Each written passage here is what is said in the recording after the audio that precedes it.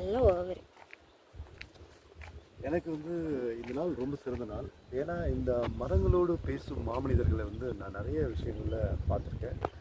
நீலகிரி மாவட்டத்தில் 6 பண்டைய பழங்குடி மக்கள் இருக்காங்க. தோடர், கோத்தர், இருளர், குறும்பர், பாட்டனாய். இவர்களோட வாழ்வியல் முறையில் மரங்களும் பறவைகள் இரண்டரை கலந்து மரங்களோடு பேசும் மாமனிதர்களையும் பறவைகளோடு பேசும் மிக சிறந்த ஆளுமைகளையும் நான் சந்திக்க இந்த இயற்கை எனக்கு வாய்ப்பு கொடுக்கிறது. இந்த மரம் எனக்கு அநேக கதைகளை சொல்லியிருந்தது. இந்த கதைகளை உங்களோடு பகிர்ந்து கொள்ள ஆசைப்படுகிறேன். இந்த கதைகளை நூல்களாக அகில இந்திய வானொலியில் ஊட்டி எஃப்எம் அவங்க தொல்கதைகள் தலைப்பில் வாரந்தோறும் வெள்ளிக்கிழமைகளில் வெளிவரப்பாங்க. இந்த தொல்கதைகள் நான் பழங்குடி மக்கள்கிட்ட நான் உள்வாங்கிய மிக ஆழமான பாரம்பரியமிக்க கதைகளை உங்களோட பகிர்ந்துக்கணும்னு ஆசைப்படுகின்றேன்.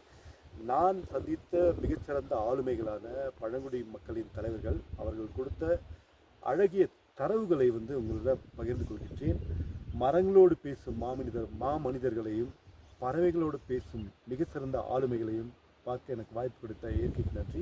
இந்த மரங்களில் பார்க்கலாம். இந்த மரங்கள் இது ஒரு புனித மரம். இது விக்கி மரம்னு சொல்லுவாங்க. அந்த காய்கள் காய்ச்சிருக்கு.